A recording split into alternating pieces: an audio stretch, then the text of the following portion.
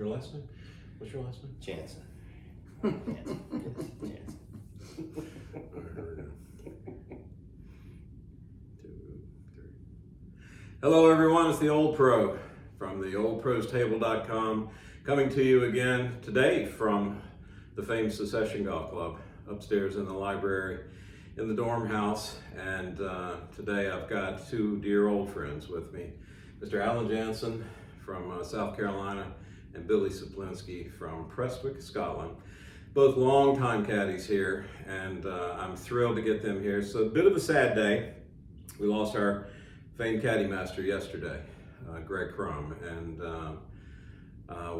we're saddened, but we're also very celebratory about him and the life that he's lived. And there was a ton of honors today on his behalf, and it's a really cool day all the way around.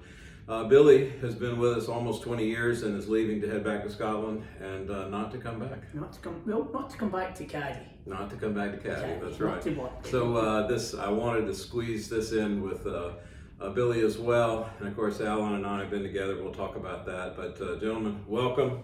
Delightful to have you. And, cheers. Thanks for having us. Lifting a glass to Greg Crum. Absolutely. God bless you, Greg. God bless you, buddy. Rest in peace, brother. We certainly want to talk about him today as well. But I'm thrilled to have these guys here, and we just finished the member, and we were right in the middle of the pack, right, Beef? Middle of the pack. We sucked. Yeah. We sucked. Yeah, there was a lot of others. Who'd you have, Bill? I had Team Canada. Team Perot. God We bless. finished where I thought we would. Did they pay you $25 a bag? Yeah, it was Australian, Canadian dollars. Canadian dollars. Trying to pay me in Canadian dollars. Those two aren't right. Corcoran and Perot, my God. I hope you're getting $500 a bag. Jeez, you earned that one. Cheers to our boys, Boykin. Billy Boykin and the Hindsight Wines, drinking Hindsight again today for an interview. Thank you, sir. This is good. And it's really good. Oh, no, it's always good. He keeps me in great. As he says. Keeps me in great. He's a mess. Let's start, Billy. We're celebrating your time here, almost 20 years, and you have been superb. We met at Prestwick, right around the turn of the century, and 2003. 2003, and I remember going out with you and adored it. And we chatted about the place, and it opened up a whole new world for you. I know, and changed my life. It did, and now you're headed back. Happily married to Miss Margot. Yeah, and, I'm a member to blame for that. And now remember, you got to speak slow. There'll be subtitles. I don't have subtitles for this, No, okay? right. So I'll slow down. I'll deal with So for meeting Margot, meeting Margot's got to blame one of our members, Mike here, right, who I used to live with just along the road, and he said it was okay to bring people for a vacation. Yeah. And Margot came with a friend, and I ended up hooking up and get married, and that's her fault, Mike here's fault. That's why I'm getting back. Live in Prestwick still? Yes. Or just outside of? No, Prestwick, about half a mile from the oil course. Yeah, not near Chick, I hope. Far enough away, far enough. Out with staggering distance, so unless he gets a taxi, I don't see him. You have, we talked about this at the Caddy Appreciation Night on Thursday night. You know how important you guys have been to the whole Secession experience. It was always about walking. It was always about an intact golf course. It was always about simplicity, simple elegance, as TK used to say. A marvelous place, but simple. And the Caddies and the mandatory walking was just paramount in its success. You guys helped create the culture that is talked about worldwide. You know that. I know. That logo is perhaps the most resonant logo in the world of the modern golf era. We'll call it 1980 on. And that's arguable or debatable, but not by many. No. It has such a reach, and it's not that it's just the golf course. Okay, it's not that it's the beauty of the place. It's It's not just the porch, it's not just the caddies, it's not just the staffing, it's not the town of Beaufort, it's all of it. It's the experience. It's the whole It's the whole package experience. that just sucks people in. And I was with some people up in the mountains this past week, and somebody had mentioned it, and he said it's the finest club in the world. He says it's my number one place to go. Mm-hmm. Well, that's incredible, and I have said for decades that you guys are a part of that. And we touched on that the other night. Right. Just you. I don't know that you know that, nor do I think that you're probably told that enough. It is, you guys have added to that tremendously, and Billy, you were a stalwart here for almost 2 decades. If you've worked anywhere else as I have, you realise how good it is here. This is like no other club. It's unique. I mean, like the camaraderie, the membership. In Scotland, what they talk about is the perfect hat trick, and the Secession's got that. Good golfing membership. When they go abroad, they pay the Caddies very well. Yeah. And they're really nice guys. Yeah. So it doesn't get any better than that.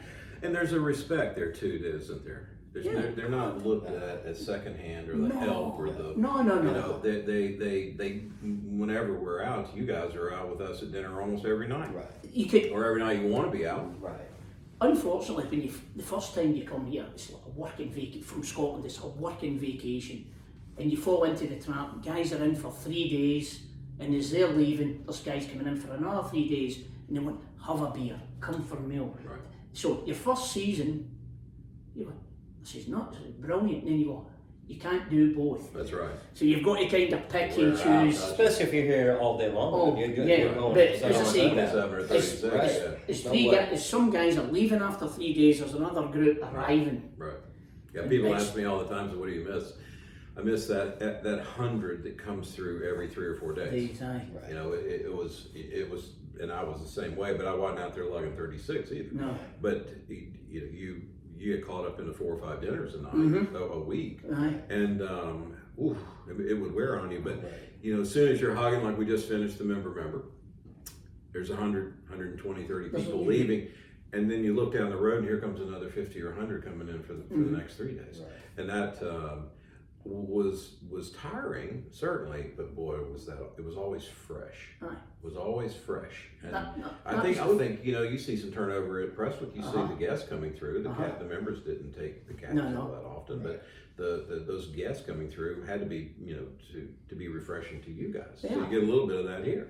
It's actually better here because you get to know them a little bit, and then you maybe don't see them again for 6 months. Right. They come back in, whereas at other courses, especially Prestwick, it's a once in a lifetime trip, or that's true. They maybe do it once and they've maybe done it again for 10 years. You get to know when the people are coming here. Right. Most of them are like clockwork. They turn I up. like my boys though. We've been over there 80 times. It's not we came. I sort of think of people doing like what we do, but they don't. They only take 2 or 3 trips a year. I mean, in a lifetime. Oh, that's it. You're unique, but you take a lot of the members from Secession too there. Yeah. In fact, just talking about Paul Perot, Paul's going, I don't remember doing that and that and that. I goes, Paul, you came as a guest. You came as a guest, not as a member's guest. If you come with Mike, you'll get in the other room. You'll get in the long table where the members are. You're in the guest, the visitors' room. What a room that is! Oh God! I was telling the boys yesterday we were playing, and about one of the funniest things you had said to me. We were on the first green, and at Prestwick, and there's that beautiful wall there, and the railroad tracks, and then the cemetery across the way. 1,000 years. Been there 1,000 years. 1,000 years. And Saplinski looks at me and says, "Paul, do you know how many dead there are in that cemetery?" No, I have no idea. He goes, all of them. My favorite Saplinskis. The easy ones, the old ones are the best ones. Oh my God. But congratulations on just a remarkable time. It was, I'm sure, it's a phase of your life. It's a chunk of your life, 2 decades, basically. That's great. And one of other than meeting my wife, the second biggest thing was getting American citizenship, Yep. which Yeah, we'll go that's back. We'll go back to, which Exactly. I'm very proud of. Exactly. And Greg Crum, yourself, and Catfish Yeah. were instrumental in helping me and helping fill in the paperwork and Yeah. giving me references. Made that mistake. But no, that honestly, it was the most humbling thing ever, was That's a getting big deal. getting citizenship. Yeah. And you'll Walking come in and freely. saying welcome home. When you walk in, you go through customs and immigration, go, welcome home. Nice. And that for me, it's awesome. That means a lot. I just Well, congratulations on that. It's been a marvelous run, and we'll still certainly have the benefit of seeing you over there on trips. But man, you leave today is Saturday. You leave Wednesday the 11th, yeah. I hate that you'll miss Greg's funeral, I know. but you'll be there in spirit. I know, but just congratulations on a job well done. You're terrific. it's You're been absolutely awesome. terrific. And my partner here, Beefy, we go Beefy caddy for me and everything through the years. Started in 91, early 92. That's Open right, when we opened up, qualifyings, that's it. We did open qualifyings. He was always with me in those. Any major events, national club pros. We qualified at Heritage. We played the Right. RBC That's it. there. I was 50 when I qualified there. That's He was right. yelling at me the whole time. Yelling at me. He was running for mayor the whole time. He had bronchitis the week Yeah. before that. He was on his deathbed the week before that, and he was a mess. I mean, I told him, Beef, we're not going to make a cut. We're not going to make a cut. And I hit a T-ball and walk over there and hug these people. And Yeah, it just walk over to the other side and high five 5 or 6 people and walk back over to the other side. People said I look like the governor at the state fair. Lucas. We're playing with Lucas Glover, DDA Trahan, and they're just looking around saying, "Who is this?" And why is he shaking everybody's His hand? hand. I don't say anything to him, but I know they're staring at me. And I don't know what to do. I mean, it's fine. He knows half the people here. I mean, it's Half the the way it people in the was. tournament, Yeah, and the people that were in the crowd. So it was a great week. We've enjoyed Fantastic week. so much time, so many, and it was so great. We got some great photographs from Larry Lambrecht. I still got Yeah, that's on that my wall was in my beautiful. man room upstairs in my Beautiful house. stuff. It's there. It's there, right next to Palmer. Mr. And Beef slowly winding down. He's still, a few. I'm telling everybody I'm on the downward side of a very mediocre career. So, and that's all right with me. I'm good with that. Yeah, I am slowing down. 30 years. That's a long time. 30 years is a long time. 30 years. But this is home. This has always been home. This place is there's never been a day that I come here that it's work. Yeah. Because as soon as I get out of the car, we start laughing. When it's in the caddy shack, we start yelling at each other and ragging on each other. It's never been work to me. You guys have just been We've had, stellar. Well, we had 2 guys I worked with Joe McGee and Crummer, that I knew for a long time. I knew Greg. I met McGee at Starford at a pro lady I played with. When I was still a golf professional. Played in pro lady with it, and his pro lady, he was a general manager at Starford and a head pro. It was 19. Let's see, I came here in 91. So that's probably early, mid 80s, 84, 85. And I've known Joe ever since. And then I met Greg, February 89. I got hired at Harbortown. At Harbortown. Yeah, right. And he was hired maybe 6 months after that, 89, and then came in, and I went over to the Plant Club and worked, and then I came over here when you opened up. But because I was here since the first day. We stole McGee That's at right, Harbortown, right? And then we stole Greg. That's right. At Harbortown. Greg was I mean, Joe was in the starter shack there for years, and he said, they're talking to me. We got to go over and see this place, and we right over here and watch it develop for 2 years. You hired him 2 years before that, right? It was. He was an assistant here. Right. Before it even opened, he was hired. Joe was. him. Yeah, he was kind of on staff. We were doing. Evans, that's when the place was padlocked. One of those years. It was, right. Joe was one of the guys that was here. We didn't get paid for 6 months and sitting on bush hogs. Well, that was like a couple of years in, right? Years yeah. into, Didn't have that was barely had cool. enough money for gas. Yeah, it was a hard time. Yeah, it was. And then Crummy came to work for us as an assistant, Right. and then went to work in Charleston. Remember, one of the members hired him away to run Well, he small worked with business. me. And you, that's that's right, you we worked with him. went. That's right. Yeah, that's great. That's a great story, guys. He ended up in death. I remember Mr. Callahan ended up in a state penitentiary for 2 years, and Crummer and I are both working for him. So that was a great move that we both made. Cost me my first good wife. choice. Thank you very much. I'll see your first wife. It did. So, but it was that was a rough time. I told him, I said, Doug Crummer, don't do this. I mean, this is not. It worked, but about 6 months. Yeah. You were only up there about 6 months or so. Right. Yeah, it was. Yeah, and he came up and. What year was that? 96, 95, 97? Yeah, probably around 95. Yeah, I'd have to look at that. I'm trying to forget that part. That was just rough. Well, the reason I remember that one was because at that juncture, by 95, 96, we were really beginning to rock here. Mm-hmm. Up to that point, it had been 5,000 rounds a year, Right. 7,000 rounds a year. And the clubhouse was 95, was it not somewhere? 96, fall, yeah. Fall of This 96. was from was it? 96, So that's that was right. 5 years in, right? That was, We worked it. you know, Mr. Deal got us, you know, past all those difficult times, and we were beginning to rock it. And Joe was perfectly comfortable at 6,000 rounds, but when it jumped to 15, you know, it got out of control, and his mom died, and he went through a really tough time, and he just couldn't hack it anymore, and you know, sadly, he had to leave. And I'll never forget getting that phone call from Greg Crum. He said, "I'd like to do that." And it's just one of the best calls I ever got in my life, because it resolved the caddy program. That was that. Boom. And it was done. And he didn't miss a beat at 15 and 20,000 rounds. Oh, no.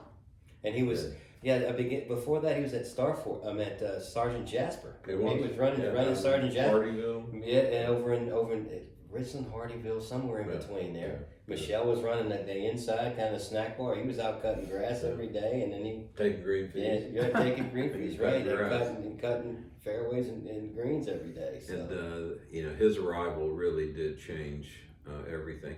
But his arrival coincided with the growth of this place too, when it took off, and we pretty much sold the last of the memberships by 97, 98, something like that. I remember talking to Mr. Deal, and I said, "Man, we were looking at, you know, who I've got on the list to buy and how many memberships left, and it was done."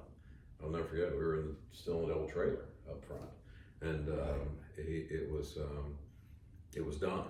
And Greg handled that, you know, spectacularly. But I'll never forget that phone call. It was just one of the great phone calls. He said, he was still up in Charleston. Said, "This isn't working."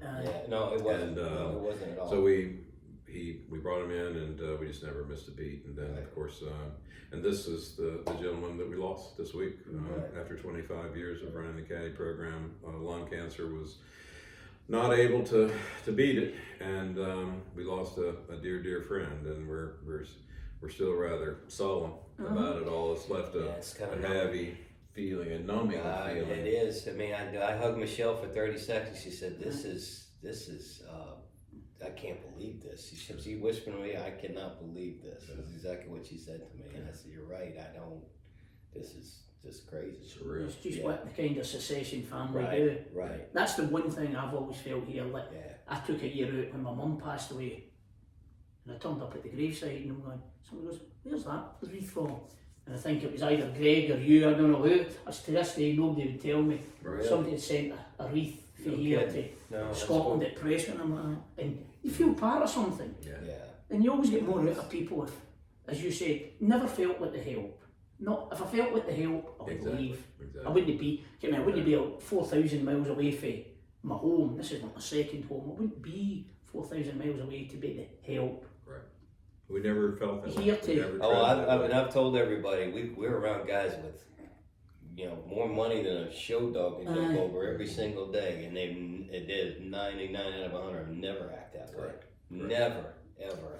And I've often thought, you know, the entry, the sticker price here was always very low. Right. And we had multiple billionaires and NFL team owners and all that who paid that small amount, just like the guy who has a small business and one or two sports. It was they loved the game. They got together here, and it was never about who they were. But mate, your billionaires can pick anywhere. Why would they pick here? Why would they pick here? Yeah, Because they want to be here. No, but usually with those guys, that person, it's like, oh, my membership, a coral reef in Florida, and it's 300 grand a year. Why they want secession? Because it's special, it's unique. And they're walking and driving down a gravel road for a long time too there, and working out in the caddy shack. You had the golf shop. Oh yeah, had the golf shop Golf shop, and Joe had the office on the side. I mean, for say 5 years.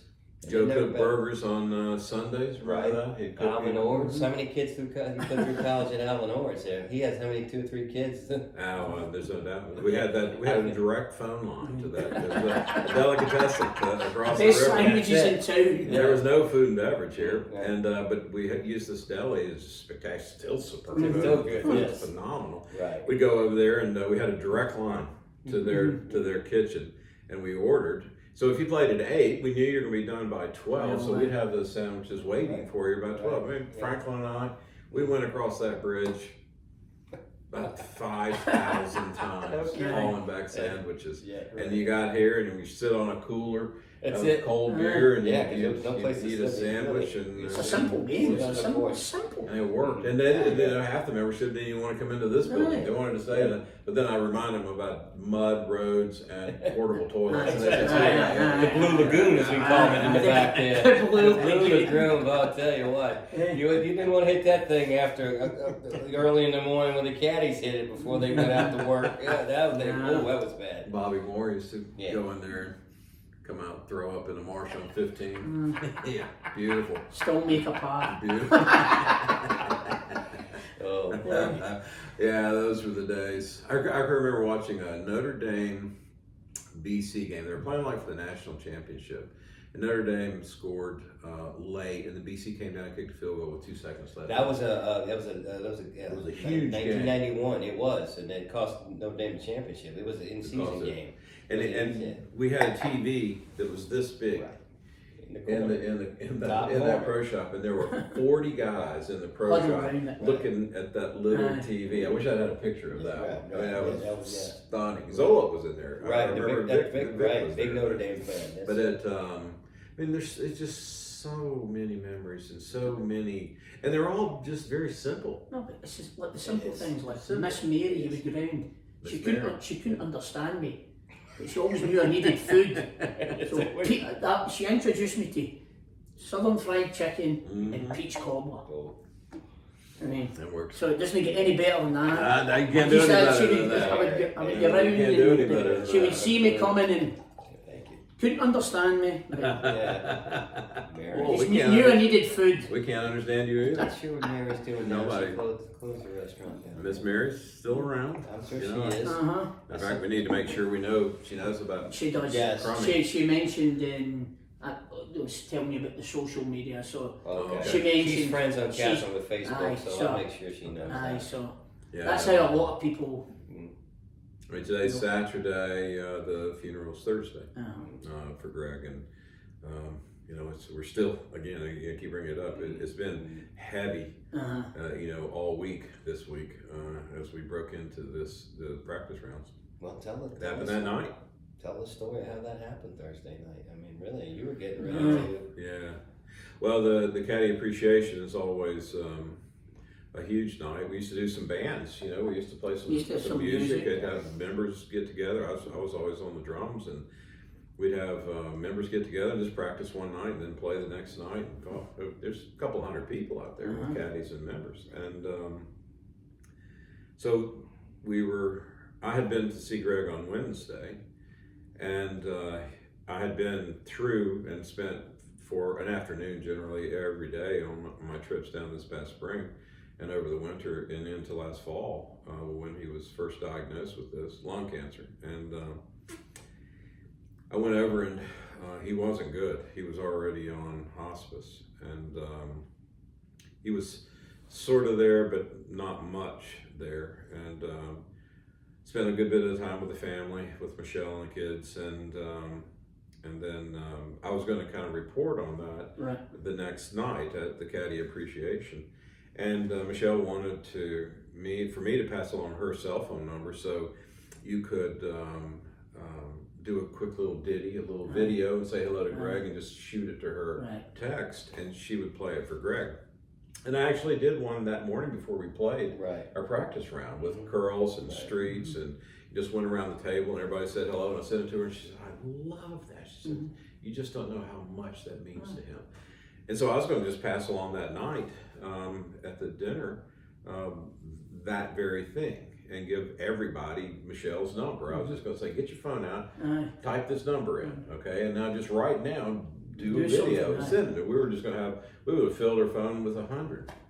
5 minutes before I'm supposed to speak, she calls and she's not screaming, but she's not delirious, but she's just so upset. And she says, he's gone. He's gone. He's gone. And now I got to go out there and they were honoring you, you know, and I hated to put a wet blanket on the evening, but there was no way. That's just the way it is. You couldn't sugarcoat it. I mean, but the timing of it is just, you can't even fathom. He dies 5 minutes before we start to speak for the Caddy Appreciation, which happens one night a year. Right. So it was emotional. I got through it somehow. It wasn't easy, but you know, we got through it, and it's been really, you know, it's been heavy on my heart, my focus. I couldn't play well. I couldn't even feel like I was playing. You know, you start wondering and thinking. It was so weird. And then we had this wonderful experience this morning with the Caddies all firing off a ball in Greg's honor off the tee, which is a 9/11 ceremony that we've done every year since that tragedy. And for the two guys that died on 9/11, and so the Caddies were out. The whole Crum family was in town for came over for that. It was spectacular. His sister, who was sounded the way he talked about her, that was his best friend. Yeah, no doubt. Tina. From Florida. Tina, that's right. She was up all week helping Michelle as best she could, and just a wonderful lady. She was there when I was there on Wednesday, and got to really spend some time with her. And I mean, an absolute delight. And Michelle's mom came in. They came in, literally was with Greg about an hour, and he passed away. Wow. You know, it was almost like he wanted to hold on to it. They got there. So, I mean, it was just, and then he passes right before the dinner. I mean, it's just ironic how it all unfolded. But he was a special person. Tell me about your memories of My Greg. memories of him. I remember when I first came here, and obviously you'd recommended, so you turn up as a Scotsman and you're up in the ports, and I was Were you the first? No, there was a couple. Thomas, Chick, Thomas was and already Mark Crane, okay. so I was lucky. There was a couple already there, so everything sort of knew. The newbie in town, and Greg as I said to Michelle, just eased me in. And anytime I needed anything, he'd tell me. If somebody was wanting to sell me a car, or just watch what you're doing. He would always point me in the right direction. He'd always say, he would just say, shows you never, not we're Scottish, we wouldn't get taken a loan of, but just say, watch what you're doing. Just with licensing the car, or doing this or doing that, anything that you had to do, he pointed you in the right direction. I always thought he reminded me of Ernie Els of the Caddies. He was just so laid back. Yeah. It could be bedlam going on round about. He just dealt with it. He never had a bad day. He never get upset. He stayed here. He was like that. Since I've known him, he never wavered this way. Now he'd get mad, and you know, we could see the look. He would just go said quiet. A word about it. He had a look in his eye. You know, I've seen that from you, and I've seen. I mean, it's a look, it's just a look. And you knew not to get near him. Let's fix this problem, and let's move on. We always say, let's move on. He never held a grudge. Not that couldn't. No. I wish I could say the same, but he never held. I don't know how he done it, but he could. Whoever it was, luckily, never me, but I seen it happening. Something would happen. He would fix the problem. You move on. He never held it. Never once heard him casting up or anything. And he really bent over backwards to help the guys who had problems too. He didn't. You know, the easiest thing to do is fire somebody sometime. The hardest thing is to try to bring them around and save their lives. And there's a bunch of guys out there. It's their livelihood. We're just talking about that. It's like if he sacked somebody, he knew that it could be a downward spiral after that for them. So that was the last thing. you've been here longer than me. I mean, there's only one person I remember I'm saying, don't come back. Yeah. But and that's in 20 years. I mean, like, Right. very rare.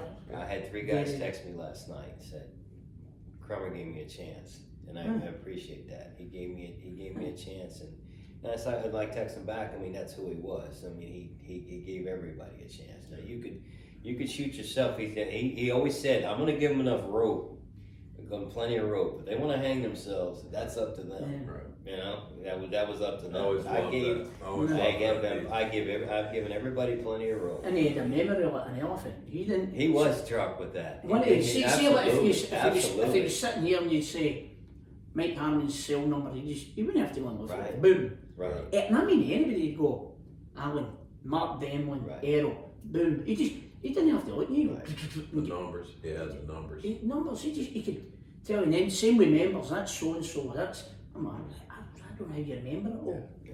Well, people always talk about how we never seem to miss people's names. How and we did work at it. You know, we knew who was coming into town. This is a different place. This says you don't just show up here. No. Okay, you're coming from long ways. We know who's coming. They book tea times. They book rooms, so we know who's on campus. But Greg was always the first point of contact. Right. So he was so cool. He would say, "Hey guys," he'd be on the radio. "Hey guys, John Smith, a new member from Birmingham, yellow shirt, yellow shirt, That was really pink on the sweater radio. on the radio." Yeah. So by the time they hit the bag drop and made their way in, everybody in the clubhouse, Buddy, Tully, the bartenders would know Aye. John How you Smith doing, in the John? yellow shirt. Right. It just And it makes- started with Cromie. It makes Started you that feeling because you do that with me at Press Week. If we're at Press Week, Michael, they all know Mike, right? So, Right. but the members like Mike, and the guy will be walking towards him, maybe if across the fairway, and Mike's going, "Who's this guy coming down?" Right. And I'll go, "That's Mr. Rennie, or that's Mr. Wilson." Right. And he goes, by the time he gets here, Mike's like, "How are you doing, Bob Wilson? Yeah. Lovely to see you." Yeah. But that's just, I want to help him. That impresses You don't want me. to get caught, Sure. but that's just. It's not, To it's me, not, that's common sense. Greg had a memory for that. I had some working memory of it, Right, but right. there were just so many people you couldn't Yeah, keep track that's of true. all of them. But Right. I was smart enough to utilize. Aye, no, you that's were what I'm saying, utilizing and that's what Greg done with you, to say, listen, exactly. so and Made so's us look coming, good. yellow shirt, that's it. Right. Always made us look good. Aye. You know, he just didn't. Mr. B, I tell a story about him. He had, I've never seen him have a bad day. And one day he blew me off. And I said, well, that's odd. And, but I didn't think much about Push that. it. After that, I just came in, went to work. Right. And I found out around lunchtime, he went home, he had 103 temperature. He was sick as a dog. Sick as a dog. You know, and literally he was Right. 103, 104 temperature. Still don't like him. And it was just sort of a blow off. It wasn't mean, or anything, but it wasn't. leave He it had, I alone. mean, he had to be almost at death to have a bad day, Yeah. and he was just remarkable. How about you? What about stories? Anything pop in mind? Got to be some. Yeah, a few. I mean, right at the beginning, we had an issue with one of the members. He had an issue on the range. I can't remember if it was a tournament. It was a busy day, and Mr. So-and-so. Yeah, no names. Yeah, right. Mr. So-and-so goes, evidently, and he was this was the beginning, so he didn't know exactly who went with everybody and things like that. So he was just learning all that stuff. He came walking up on, Mr. So-and-so came walking up on the range and just lets him have it in front of everybody. So why is this guy not with me? What are you doing here? And he said, Mr. So-and-so, if you want to talk about this, we can do this after the round, and we'll get this right for you tomorrow. And Mr. So-and-so never said another word. There was guys all over. They were watching. There was at least 25 guys watching this. And some guys that really didn't know Greg, because like I said, this was early. This was the beginning. And I forgot who I was with, but the other member I was with looked at me and goes, well, he handled that pretty good. Right. He says, I tell you something. I would have told him to F off. Quite I forgot who it might have been Mr. Yeah. Mills. I'm not sure who it was. He said, but he handled that perfectly. Yeah. And he got a lot of respect out of that. He did, but he never, like you say, he stayed right here. Just we'll get this squared away. He said, if you want to talk to me about it in my office after the round, be happy to do that. Want to do that? He said, I want to do that. And I'm standing. Well, I was from here to maybe the chair from this, and this guy never said another word. And I think he was more embarrassed than Cleaned anything. it up. Well, he was more embarrassed than anything else. But that at the beginning right there, it just showed that it was going to be all right. He was going to be, and like I say, he never wavered. Never. And for those that don't know, this operation, there's 100 to 120 players virtually every day, and there's seniority involved with this. If a member's been here a long time versus a young guy, and they want beef or Billy, well, they have to get in the pecking order. And if nobody's there that has requested them, okay, you can get them. But if someone's here that wanted these two guys, it was Greg's job to make sure that the guy who didn't get it knew that, well, you're second on the poll this week. And that's not easy to do. At the end, it even get harder for him, because some of the caddies are going, I want to go with him. I don't want to go with him. I want to go. You want to go with both. But you go, I would rather go there. I mean, there's very few who say you don't want to go with full stop. How did he handle that? Did he make you go with the older guy? If it was going, he usually had a way of doing it.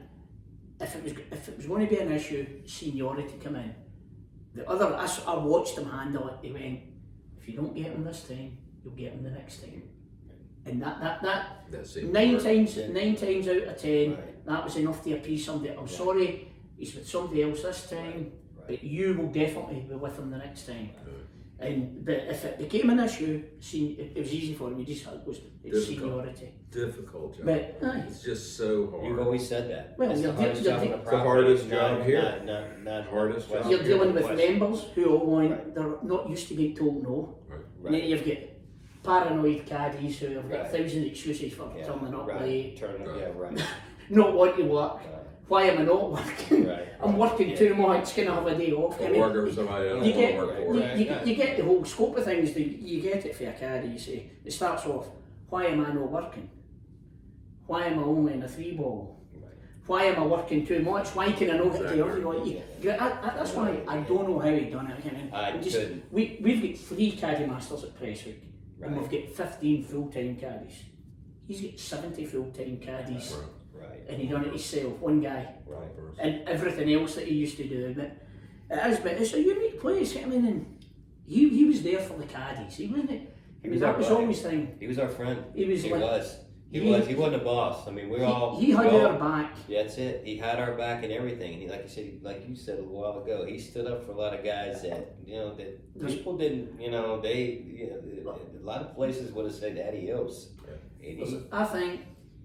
I don't know. I know you were very friendly with him, but there's a lot of things he sorted out that could have come up here very quickly to upper management or whatever else that he sorted out and smoothed over instead of coming here and going to yourself, the GM or whatever else. Greg sorted. I mean, a lot of stuff happened Well, and I was that he just smoothed over. He's also always had certainly my backing.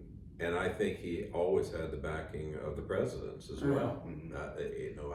I don't ever recall anyone second guessing Crummy on one of those situations. If the member didn't like the way it was, myself they wouldn't undermine him. We had his back. And that he was like that with us. As long as you were on the right, if you were on the wrong, you're on the wrong. But if you were in there and there was a legitimate thing, the clash of personalities. That's the way you put it. He goes, clash of personalities. That was like. That's it. He never said. And he said he would never do it. He go, clash of personalities, we'll sort it out. But a lot of stuff could have, if somebody else could have been fired up to yourself, a GM or whatever else, which. And that's where country clubs, quote, country clubs, the politics of that just is so bad. There's committees beyond committees beyond committees here. there was one person. Right. If it got to him, Right. you know, operationally it stayed in that department. Right. I mean, Greg was under our wing in the golf shop, Right. and if it, you know, if it needed to go beyond that, it could go up higher, but it seldom But did. why would anybody go above Greg? Because, That's it. I mean, Well, they wanted to give me grief. I think everybody knew I was going to back Greg. no, well, you said that 100 times. Because 100%. don't come moaning to me Right. about the petty stuff. Right. If you've got a genuine complaint, you knew where to go. But Or about the golf course, listen, whatever. there's Right. nobody's got any excuse to have a complaint here. No. You really don't. Because you get treated well. I'm telling you, as a caddy, if you can get treated any better, as in any caddy post, or you can go here, you go there, and I go, well, why don't you go? Right. And it's I mean, we've got a core of guys here that's been here, must be about 20, 25 caddies, at least 20 years. Right. 20 year Right. plus. Right. That doesn't happen overnight Right. because there's plenty of choices. Right. There is. Yeah. And it's not about money. It's about how you're being treated. I think, you know, the money takes care of itself. The money but is it's- roughly the same, give or take, Right. everywhere. But they just, and that has to do with the walk. It's an easy walk. The caliber of player is genuinely better It's the here than caliber of most. person. Right. But more the caliber of the person. The town. I mean, the guys love this town. They don't have to go to Florida. No. You know, the Northern Caddies didn't have to go to Florida. Right. You got some summertime off. You know, I think that's important for you guys. Huge. You know, just to let your body rest a little bit. Just go.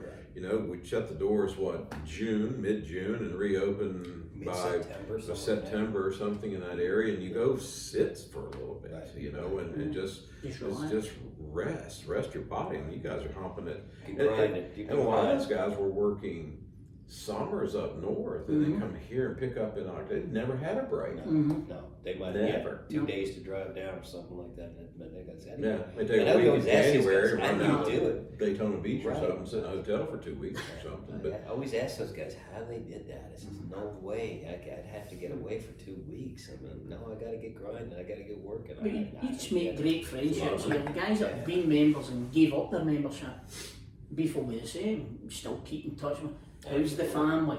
Coming to Scotland, can we hook up? right. Are you going to still be caddying at Preston? I'm still going to do it. Some, not all the time. I'm hoping some. to. Unfortunately, because of the COVID, this year's going to be really busy. I'm going to have to do more than I want to do. Yeah. Because Everybody's it's like coming back. three years into 3-year one. backlog you were So, telling I me mean, about, I can't pick and choose. I never could, but I'll just have to. I'll see this summer through then. Right. I know come October, that's me and doing nothing in the winters. Well, I can tell you from personal experience, it's going to take this year and next year to make up I know. for COVID. So you'll probably be next. Yeah, You'll probably be but I'll have just 6 busy in months off. 2023. Come October, I'll Yeah, that's right. 6 months off. Yeah, So. you'll have a break. But, Well, that's good. You're going to still be humping it out for a few months in the summer. Aye. Are you going over there anytime next year? Yeah, I got a trip to England a month. Mm-hmm. Really? We leave about the 15th. What's today? The 11th I go, so it'll be a week. Seven, Week seven, must be a 5 week weeks. Monday. I go. You what? Week Monday you go? No. 15th you said? 15th of June. Oh, June. Yeah, so June. I've got about 5 weeks. Right. Wonderful trip going into London, play with our dear friends at St. George's Hills, Right. Sunningdale, up to Royal Worlington, the famous 9-hole, Right. then over to Brancaster and Hunstanton, Woodley, Woodhall Spa, and Ganton. Wow. And then go out of Manchester. Well, A real a unique trip, Uh-huh. a very different type of That trip. was I've never heard of. No, they're North all the England, top 15, North 20 in the Manchester. UK. I mean, they're Yeah, stunning. yeah, All yeah. of them stunning. Right. And then I've got one in August to St. Andrews to Dornick, but we're not getting west. I come west in 2023. you'll still have to come and do Shiskin. I've told you about this. I played Shishkin. Have you? The 12 hole? Yeah, marvelous. Right. It's marvelous. Because we're talking about members. I had Ted Houghton and his wife across there. They were That's wonderful. in the area. Old Tom? Played everything. Old Tom Morris. Aye. Okay. No kidding. alcohol. No alcohol. No, Yeah, he- they really rocked Paddy Ryan when we went there. Aye, because you have Ran to like go cats and hotel. dogs, and he wanted to go in the clubhouse and eat, and there was a bunch of ladies Yep. drinking tea and Tea having and cupcakes. scones. Tea and scones. Alan, this is what happens. Oh. You get the ferry, you try and get the first ferry, you get on Right. a bus or a taxi, you get there about 9 in the morning, so 12 holes takes you 2 hours max, because there's 3 par threes, right? Yeah, lovely. You come in, there's no alcohol. You have tea, coffee, scones and biscuits. Right. You go out and do your other 12. Right. Now there is a hotel just around the corner, about 500 yards away, you can get a drink if you need it, and then you get the ferry home, but it's one of the most unique experiences you get. And built a long time ago? Old Tom Morris. 100 years. Aye, at least 12, you can do 12, you can do 24, you can do 36. Shiskin, golf and tennis club. Okay. I didn't see any. And there's not well, Must have been some tennis courts top of over the head. there. I There's a don't net. forget that the wind was blowing so hard into our face that day. It eventually blew off, but Patty and I were playing together, and we played the first hole. It's like a driver. You can almost drive the green, flip wedge, and drive a 3-wood to it. Wind was blowing 50. It was blowing 1. Patty played a second, turned around and went back in. So I'm just going to go drink. And then he got there, and there's just a bunch of birds having. Tea and scones, I thought he was still the hit of the party. All of them love him. I guarantee you was. Women love that guy. Holding court with a collar up. So, but my point being that I've got another one to make up in 2023. So you're going to be rocking. It's going to take a while. It'll be good. It'll be good to see those guys back at it again. We've got a lot of guys. Dave, That's Caddiemaster from Prescott contacted me. In fact, I was home for a bereavement 4 weeks ago, and I met him, and he's going, Billy, I'm worried about the boys, Chick, Thomas, Daniel. I goes, what is it? He goes, they're put on £30. I don't think they can do 2 rounds. they've been doing is eating during COVID, eating and drinking. He goes, they're rolling their way around the golf course. Seabiscuit. Charles. Chick, we love it, man. Aye. Chick is like he got his new teeth in, looks like Seabiscuit. Seabiscuit, Hollywood, baby, Hollywood. That's a great one. I heard. That's the You first gave time. him that nickname, didn't you? Yeah, that's fantastic. He had no teeth in his front, came back, finally got on the roll. And The only guy to get his teeth shipped from Scotland to Hilton Head. It was Terry. Remember Terry? Dad. Yeah, right. Terry turned up at work. Was here chatting. What's that? Oh, I was at the dentist before I came out, but my teeth weren't ready, so they shipped him to Hilton Head. You needed. You honestly, when he put those teeth in, you needed sunglasses. It was unbelievable. He Oh, had no teeth, and all of a sudden he's like a horse. I've got a great chick story. Chick, So chicks. we're home during the COVID, so Margot and myself in the front garden, Chick's came by going to school. Oh, how you doing, Chick? I know, man. I goes, I hear you're working at the airport because of the COVID, deep cleaning the planes. He goes, aye. I goes, hey, come in and do all my carpets. Next week, Billy. Next week comes Chick. He's got a bit of ADHD, he's doing a great job. Going right through the house. Been there about 5-6 hours. Margot's like, Chick, would you like a little vodka? I'm like, oh no. I goes, he's not finished yet. I mean, he's just a little bit to do. Half a bottle of Grey Goose later, he's still not finished. He's right. I'd offered him, I said, Chick, I'll take you wherever you're going once you're finished. Margot's like, I've had enough of this, I'm joining him. I couldn't get rid of him. Drunk a full bottle of Grey Goose vodka. Then I had to still pay him. Broke my heart. Did you have any streaks down there? No, he done a great job. He done a great job. Oh, As soon as you mentioned vodka, that was it. We're thinking of you, Chickie. You are one ugly person. Oh, be nice, mate. Oh, goodness gracious. I got a picture. Hello's Eddie. Jordan was over. Aye. This chick, he's flipping me the bird. Hey, Chick sends his love. He's flipping me the bird. Every time I get a picture from somebody, he's flipping me. No, that's his standard picture. Then when we're at Prestwick, and that's the golf world. It's a very small world. You go, oh, where are you from, sir? Oh, I'm from Chicago. Oh, do you know Mike Solomon or do you know Jack O'Carroll? Oh, I know them. And we know them. They'll go, no way. Go, get your phone out. They'll go, have you got his number there? Phone him, FaceTime him, take a picture, and of course, Chick's standard. I mean, send a picture. You go, and we've got some great pictures. We've had some great pictures with pros and movie stars, and there it is, the bird. The bird to ruin it. I mean, that's a really good picture. You want to show somebody going, you just got to keep it. That's another thing about this place, guys. Everybody knows everybody. I mean, everybody knows somebody. It's like maybe 2 or 3 people down the line, but everybody has met everybody. I mean, There's a lot of good. I'm sure there's a lot of good friendships that have come out of this place in the last 30 years. You guys never knew each other. They all Sure. talk to each other all the time now. Well, It's every one of them amazing to will, see. the members will say that it's the biggest social network in their lives. Right. I think you described it once as a spider's web. Yeah, This Yeah, guy that's a knows good- that guy Right. there. Okay. He and Makes somebody sense. there. Right, makes sense. But it must be great for you to see how the place has evolved. Absolutely, man. Yeah, Oh, sure. Turned it's into, gotta I be, mean, sure. it's got to make you very proud. Well, it does, and I was I've been very reflective on all of that. I miss it. I miss the people. Mhm. You know, Sure. it's hard not to. don't be Right. kidding, we miss you as well. I mean, we can Wow. say that. I mean, everything changes in life. We all move on in life, but But we set out to do something very special, and everybody involved, Bob, Tim, from the earliest days, Billy Robinson. Right. You know, we were. Oh, And all the founders, Charlie Girardi, you think of Moss Beecroft, Right. Russ Bowermaster. Right. You know, these guys were high golf IQ people. Right. And they knew we were putting into place something that wouldn't really reach its pinnacle until 75 to 100 years later. Right. Uh-huh. Right. That's Right. golf IQ, Mhm. Right. okay? Prestwick's 200, 300 Mhm. years old. Right.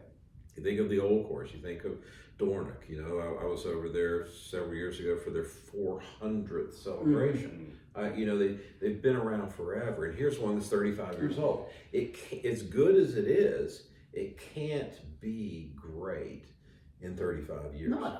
That's what Trump doesn't get. Trump doesn't understand that he thinks he can spend 150 million on a golf course, Right. and it's great. Well, it is great. Right. But within the context of the game, within the timeline of the game, it can't be great because it doesn't have that age. That's why we enjoy got playing a place where Bobby Jones played or Hagen played. And there's stories about it. And the stories go on and on. That doesn't mean that the golf courses, the new golf courses, are bad by any means, but most don't understand that.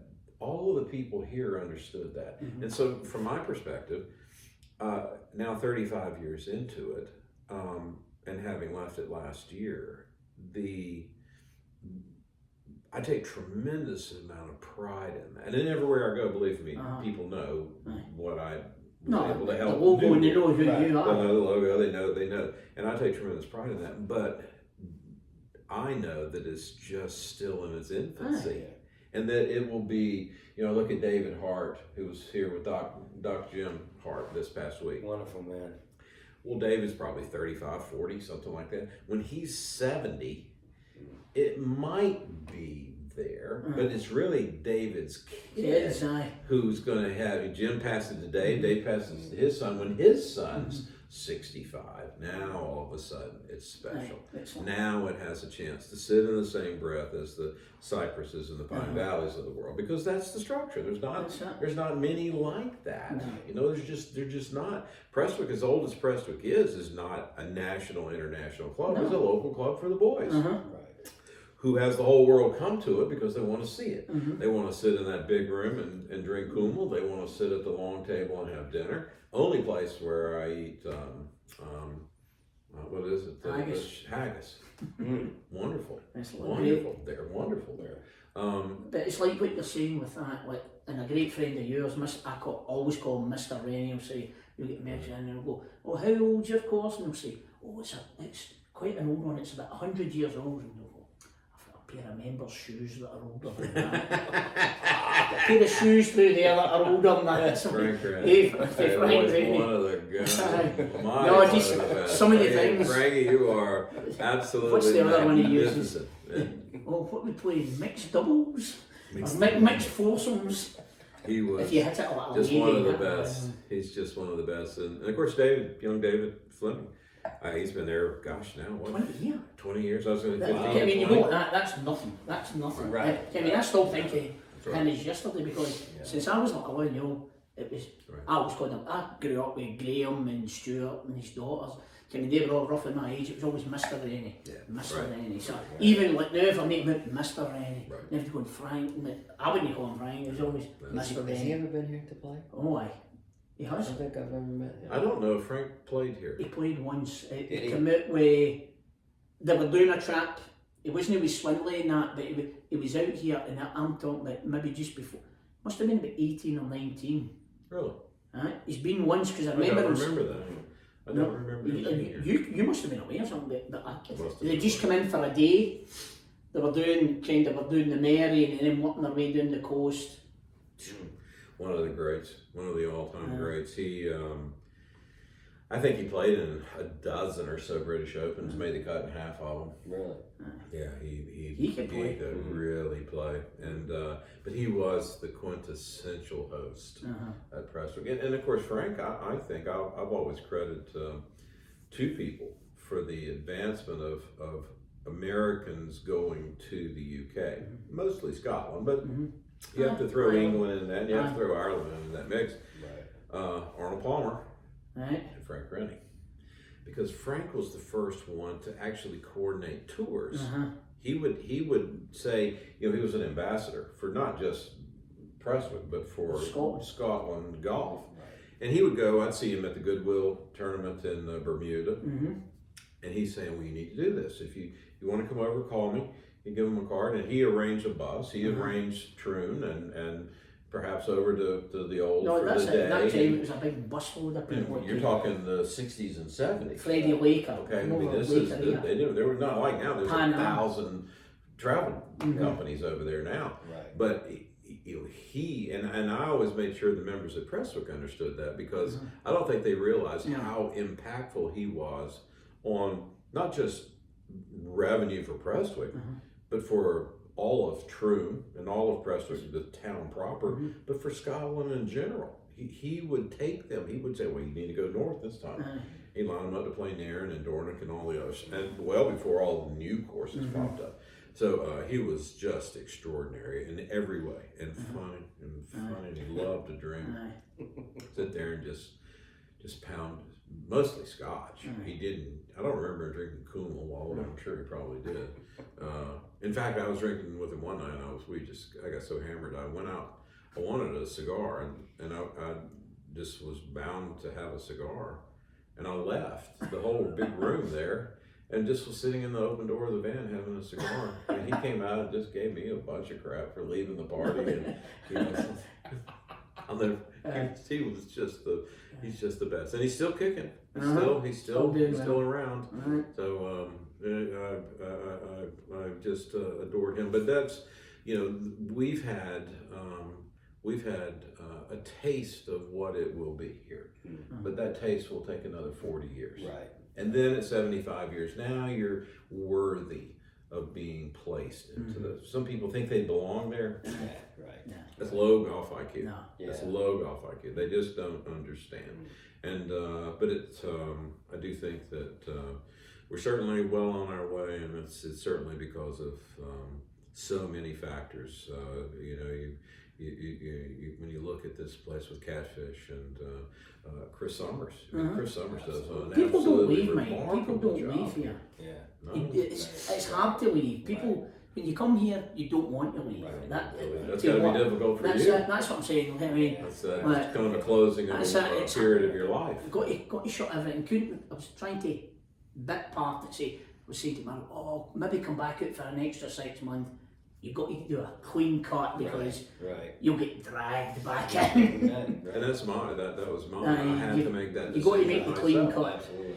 Yeah. You know, it was just time, and mine became an element of spending time with my girls, and what was needed there, and I wouldn't give anything for it. But now I come back and I don't have to worry about the politics. problems. Aye. Yeah, you know You get to have the good times now. I get to enjoy that. That's what it is. I enjoyed that You come here today. and, You know, it wasn't as enjoyable as we would have liked this trip because of what happened. but nobody's coming you giving know, you complaints or their worries. There Or, was still some laughs. No. There's still always going to be some laughs. They were giving me grief about wearing shorts in the shop the other day. I wore shorts the first 2 days, and they said, "Bro, what's with the shorts?" And I said, "Well, I'm no longer part of the staff.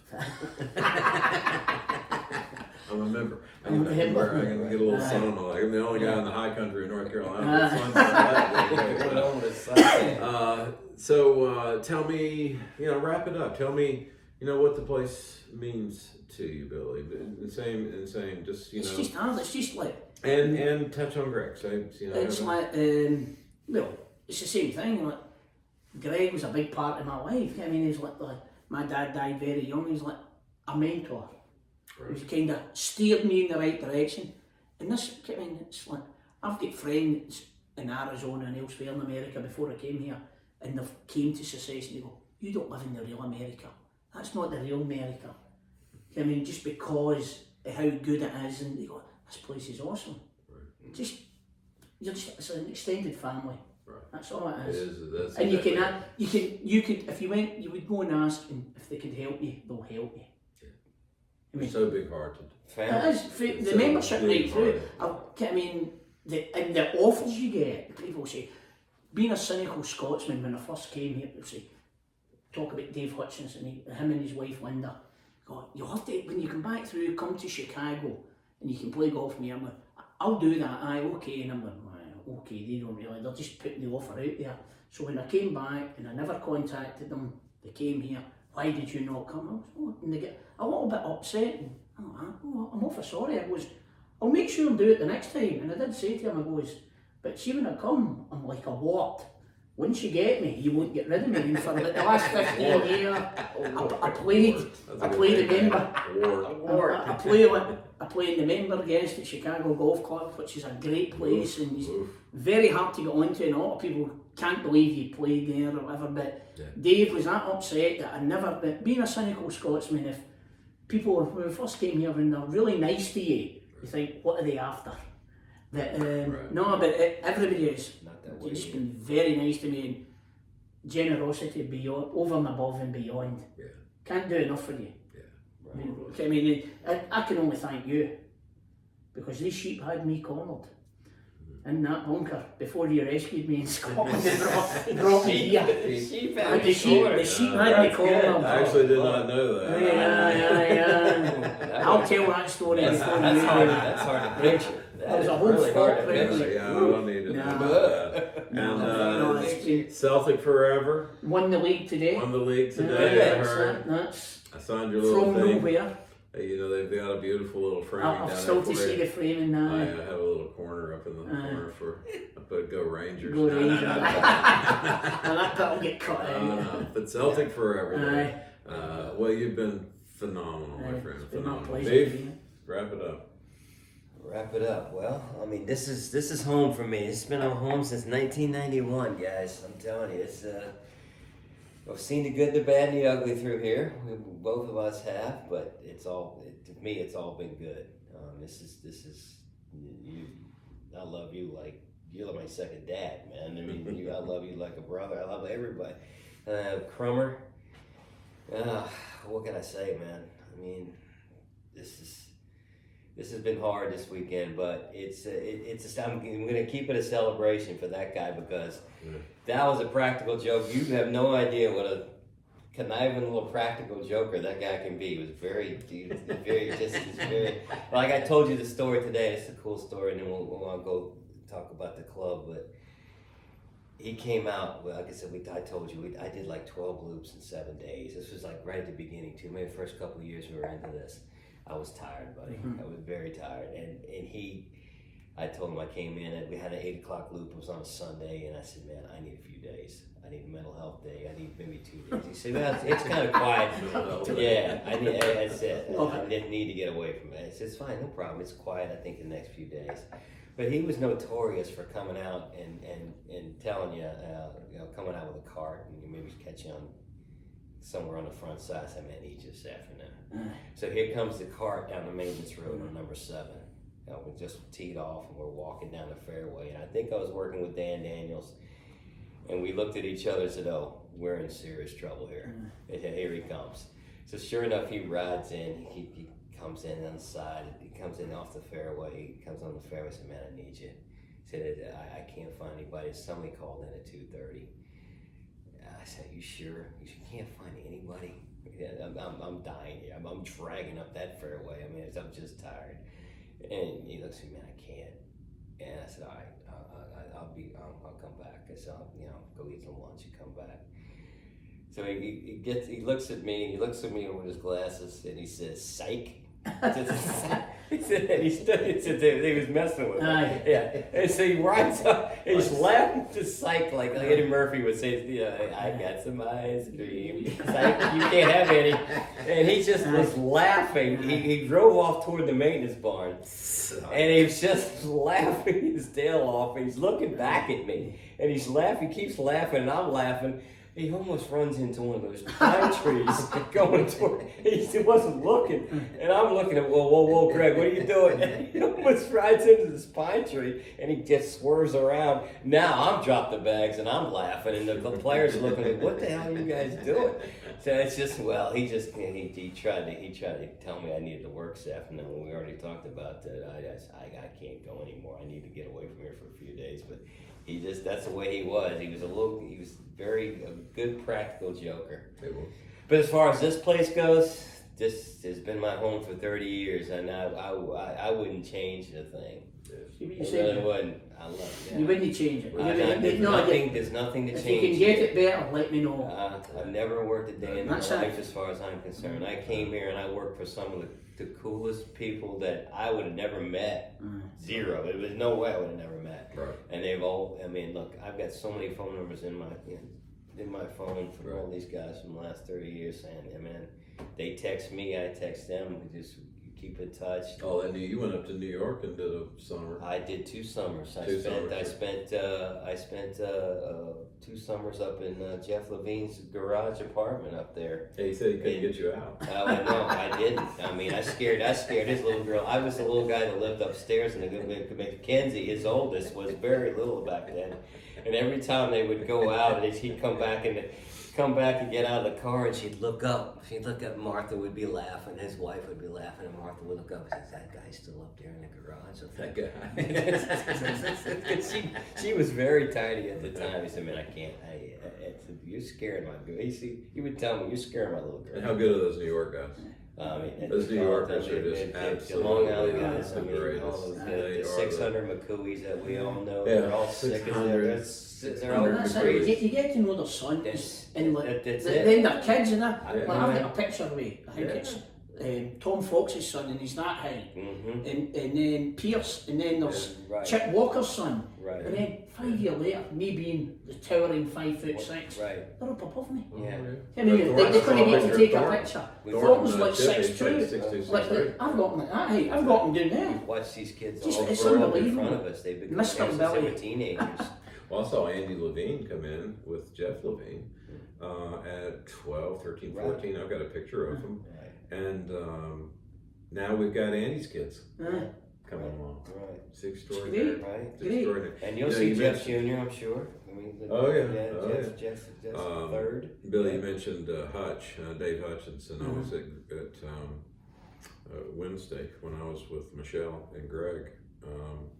She read a letter to me from Dave contacted me. And his wife had passed away, and he was out of Sea Pines now. And he sent a wonderful note and a very generous check to them, and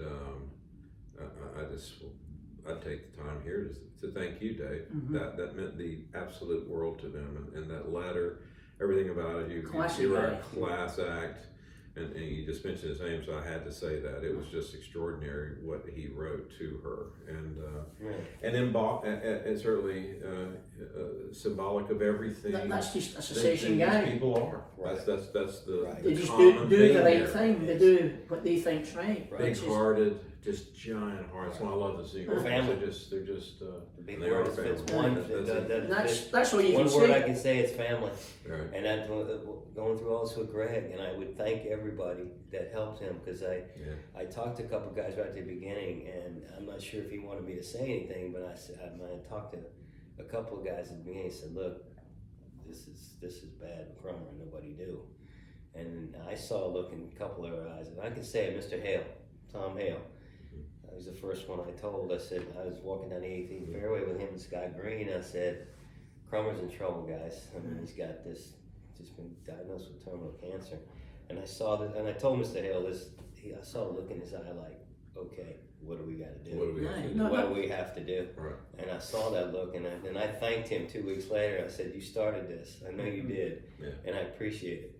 And you know, he said, "Look, that's what he said. We're family. That's what we do This here. is family."